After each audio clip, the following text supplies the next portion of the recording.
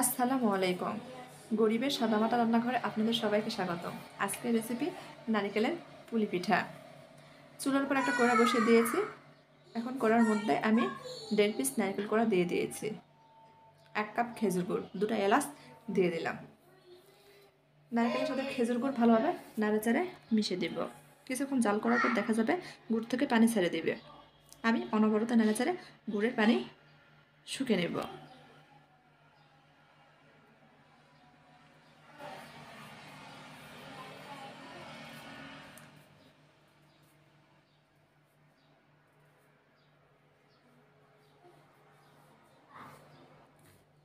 পানি প্রায় শুকিয়ে আসছে, আমি আর কিছুক্ষণ জাল করে নেব। আমার নারকেল জাল করা হয়ে গেছে, এখন উঠে নেব। আবার চুলার উপর কড়া বসে দিয়েছি। আমি রুটির জন্য খামির তৈরি করে নেব।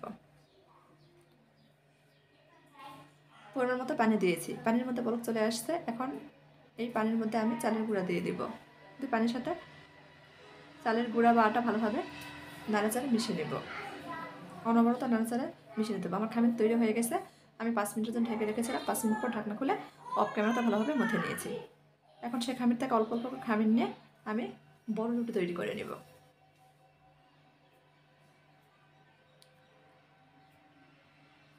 আমার একটা রুটি তৈরি করা হয়ে গেছে। এখন আমি একটা কৌটার ঢাকনা দিয়ে রুটি থেকে ছোটো ছোটো লেচি আকারে কেটে নেব। এভাবে আমি বাকি সব রুটি বেলে নেব।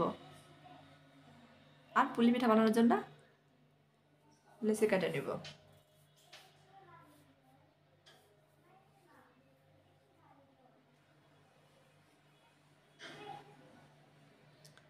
এখন একটা লেচি নিয়ে মাঝখানে নারিকেলের পুর দিয়ে 2 হাত দিয়ে চেপে চেপে মুখ বন্ধ করে দিচ্ছি। আপনারা ভিডিওতে দেখতেই পাচ্ছেন। এটা বলে বোঝানোর কিচ্ছু নাই, দেখে বুঝে নিতে হবে। এভাবে আমি বাকি সব পিঠা বানিয়ে নেব। আমার এই ঘরোয়া সাদামাটা রান্না যদি আপনাদের একটু ভালো লেগে থাকে, আমার চ্যানেলটা দয়া করে সাবস্ক্রাইব করে দিবেন, লাইক কমেন্ট শেয়ার করবেন। আমার সব পিঠা তৈরি করা হয়ে গেছে, এখন ভেজে নেব।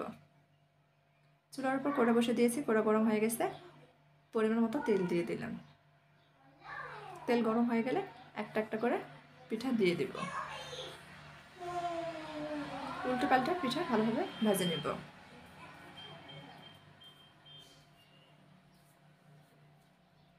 এক পাশ হয়ে গেছে, উল্টে দিব। এভাবে বারবার উল্টে পাল্টে আমি পিঠা ভেজে নেব। আমার কথাবার্তায় রান্নায় কোনো ভুল হয়ে থাকলে সবাই ক্ষমা সুন্দর দৃষ্টিতে দেখবেন।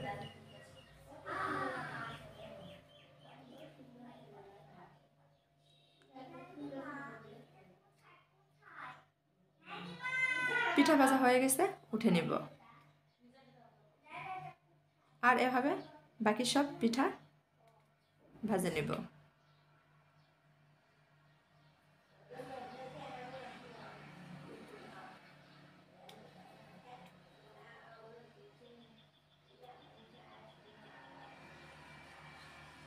আপনাদের পরিবেশন করে দেখাচ্ছি। আজকের মতো এই পর্যন্তই। সবাই ভালো থাকবেন। আবার দেখা হবে নতুন কোনো ভিডিওতে ইনশাআল্লাহ। আল্লাহ হাফেজ।